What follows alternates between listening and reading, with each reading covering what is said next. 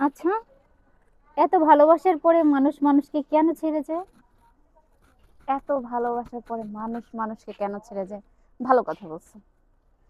ভালোবাসার অর্থ তো সবাই বোঝে না বাবা। ভালোবাসা সবার কাছে সমান না।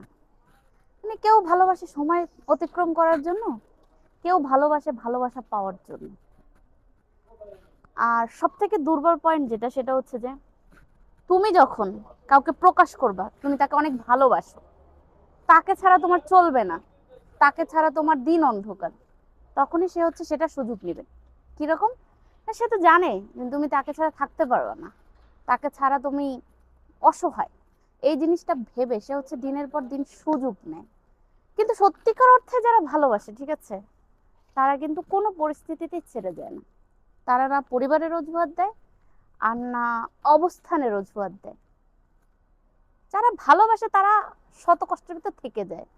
আর যারা শুধু টাইম পাস করার জন্য ভালোবাসে, তারাও অজুহাতের উপরে অজুহাত দিয়ে যায়।